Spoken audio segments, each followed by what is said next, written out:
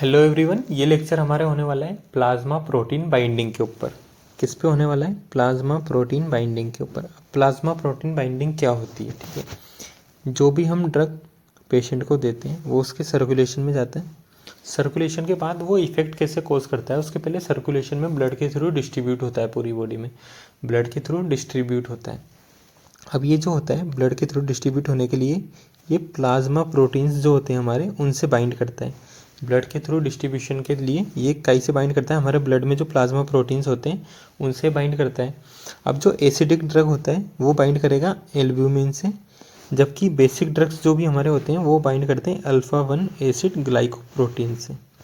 Acidic drug किससे bind करते हैं? एल्ब्यूमिन से। और बेसिक ड्रग किससे बाइंड करते हैं? अल्फा 1 एसिड ग्लाइकोप्रोटीन से बाइंड करते हैं। ठीक है, अब ये जो बाइंड होने के बाद जो बाउंड फॉर्म होती है, मेनली बाउंड फॉर्म कैसी होती है? इनएक्टिव होती है और टेम्परेरी स्टोर की तरह काम करती है, ताकि ये बाइंड होकर एक जगह से दूसरी जगह ट्रांसपोर्ट हो सके और इनएक्टिव होके जाएं, ताकि बीच में मेटाबोलाइज ना हो सकें या बीच में अपना इफेक्ट कोज ना कर सकें, या जो भी जिस भी पर्पज़ के लिए ड्रग यूज़ किया गया है वो साइट ऑफ एक्शन पे ही प्रोड्यूस हो। वो जो भी जिस भी एक्शन के लिए, डिजायर्ड एक्शन के लिए ड्रग को यूज़ कर रहे हैं, वो एक्शन हमें जो साइट होती है, जिस साइट पे हमें चाहिए उसी साइट पे प्रोड्यूस हो, बीच में कहीं ना हो। ठीक है, तो ये बाउंड फॉर्म कैसी होती है? इनएक्टिव होती है और टेम्परेरी स्टोर की तरह भी काम करती है। जबकि जो फ्री फॉर्म होती है वो एक्टिव होती है। अब ये जो बाउंड फॉर्म और फ्री फॉर्म होती है वो ऐसे चेंज होती रहती है, एक दूसरे में कन्वर्ट हो सकती हैं, फ्री फॉर्म और बाउंड फॉर्म।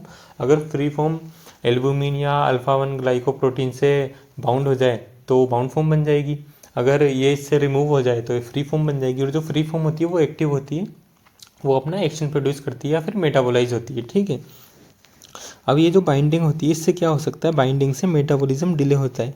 क्यों? क्योंकि बाइंडिंग होने के बाद ये इनएक्टिव हो गया और इनएक्टिव होकर इसका मेटाबॉलिज्म स्लो हो जाता है या फिर इसका मेटाबॉलिज्म रुक जाता है। फिर जब ये फ्री फॉर्म में कन्वर्ट होता है तब इसका मेटाबॉलिज्म स्टार्ट होता है। ठीक है, बाइंडिंग से और क्या होता है? बाइंडिंग से एक्सक्रीशन भी डिले हो जाता है। क्यों? क्योंकि ये टेम्परेरी स्टोर की तरह यूज़ कर रही है। अगर ये मेटाबोलाइज ही नहीं हो पा रहा तो फिर एक्सक्रीट आउट कैसे होगा? पहले मेटाबोलाइज होगा, उसके बाद एक्सक्रीट आउट होगा। अब अगर हमने मेटाबॉलिज्म को डिले कर दिया तो एक्सक्रीशन भी अपने आप डिले हो जाएगा। ठीक है, एक्सक्रीशन को डिले करती है। इसके बाद बाइंडिंग से क्या होता है? ड्यूरेशन ऑफ एक्शन लॉन्गर होता है। ठीक है, ड्यूरेशन ऑफ एक्शन को प्रोलॉन्ग करने के लिए भी बाइंडिंग काम करती है। क्यों? क्योंकि एक बार अगर कोई भी ड्रग प्लाज्मा प्रोटीन से बाइंड हो गया, प्लाज्मा प्रोटीन से बाइंड होने के बाद वो इनएक्टिव फॉर्म में आ जाएगा। इनएक्टिव फॉर्म में आ जाएगा तो ज़्यादा देर तक हमारी बॉडी में रहेगा। क्यों? क्योंकि मेटाबोलाइज नहीं हो रहा, एक्सक्रीट नहीं हो रहा, तो बॉडी में जितनी ज़्यादा देर तक रहेगा उतना ज़्यादा इसका ड्यूरेशन ऑफ एक्शन बना रहेगा। ये होता है प्लाज्मा प्रोटीन बाइंडिंग से। ठीक है, hard to eliminate in case of poisoning. जब पॉइजनिंग का केस होता है तो इसे एलिमिनेट करना हार्ड हो जाता है। ठीक है, जब जो बाउंड फॉर्म होती है उसे। इसके बाद plasma protein binding inversely proportional to distribution.